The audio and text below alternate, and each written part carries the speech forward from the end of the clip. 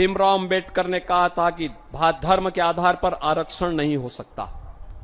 अभी कोलकाता हाईकोर्ट ने इंडी गठबंधन के एक महत्वपूर्ण घटक टीएमसी के फैसले को पलटा है और कहा है कि आरक्षण का लाभ अनुसूचित जाति, जनजाति और पिछड़ी जाति के लोगों को ही मिलेगा।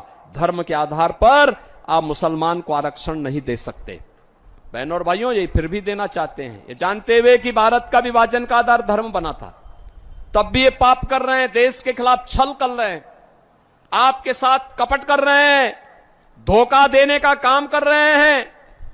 ये आपस में जाति के नाम पे आपको लड़ाएंगे, फिर जाति के नाम पर आपस में लड़ा करके अलग अलग कैटेगरी करेंगे और फिर कहेंगे कि भाई आपका आपसी विवाद है, इसलिए इसमें से एक हिस्सा मुसलमान को दे देते हैं। और इन्होंने किया है। कांग्रेस ने कर्नाटक में मुसलमानों की कुछ जातियों को ओबीसी में शामिल करके ओबीसी का आरक्षण मुसलमानों को दे दिया है। आंध्र प्रदेश में कांग्रेस की जब सरकार थी उसने किया। एक होड़ सी लग रही है। बहनों और भाइयों, ये देश को बचाने का चुनाव है।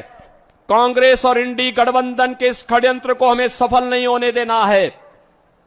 राहुल गांधी से जब पूछा गया क्या करेंगे आप सरकार बनाएंगे, तो उन्होंने कहा गरीबी हटाएंगे। एक पत्रकार ने पूछा गरीबी तो आपकी दादी भी हटा रही थी, वो बेचारी हटाती हटाती चली गई, तो उन्होंने कहा हां मैं एक झटके में हटा दूंगा। याद करिए 1970 में श्रीमती इंदिरा गांधी जी ने गरीबी हटाओ का नारा दिया था। गरीबी तो हटी नहीं, लेकिन नारा 54 वर्ष के बाद भी उनका नाती वही नारा लगा रहा है, गरीबी हटाएंगे। पत्रकार ने कहा कैसे हटाएंगे बताओ, तो उन्होंने कहा संपत्ति का सर्वे करवाएंगे, एक्सरे कराएंगे और एक्सरे करा करके फिर विरासत टैक्स लगाएंगे। अब आप मुझे बताओ, संपत्ति आपकी, आपके पूर्वजों ने दी, आपके ग्रैंडफादर ने, आपके फादर ने, आपकी मां ने, आपके किसी ब्लड रिलेशन से वो संपत्ति आपके पास आई, विरासत के रूप में आपके पास आई। कांग्रेस कहती है उसमें हम विरासत टैक्स लगाएंगे। ये विरासत टैक्स का मतलब जानते हैं आप क्या है? विरासत टैक्स का मतलब है आधी संपत्ति कांग्रेस के लोग और आरजेडी को लोग ले लेंगे और फिर लेने के बाद अफगानिस्तान, पाकिस्तान और बांग्लादेश से जो घुसपैठी आए हैं, रोहिंग्या आए हैं, इन लोगों में उस संपत्ति को बांट देंगे।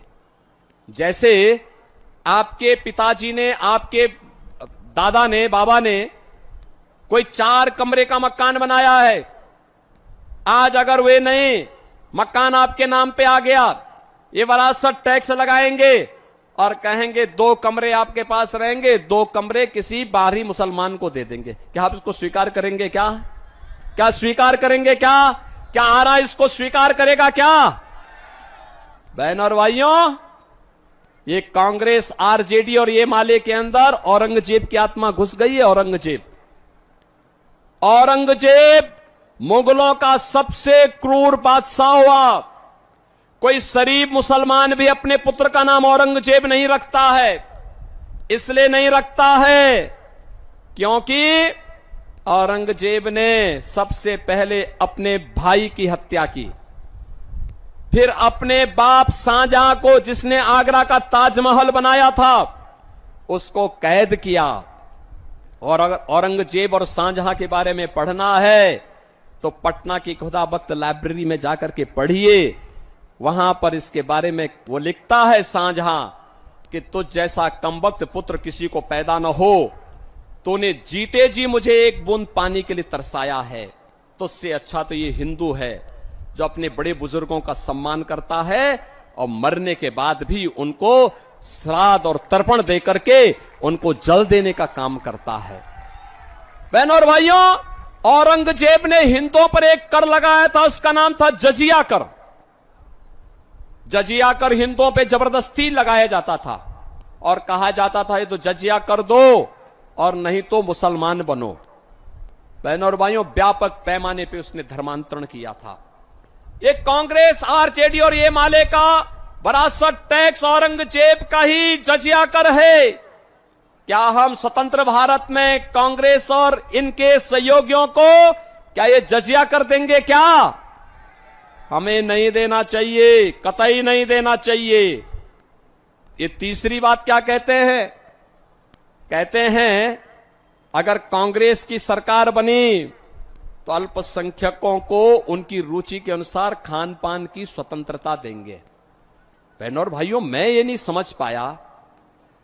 समझ पाया कि ये बात लिखने की आवश्यकता क्या थी। भाई, बहुसंख्यक जो खाता है, दाल चावल रोटी सब्जी बाटी चोखा सतुआ जो भी खाता होगा, वह तो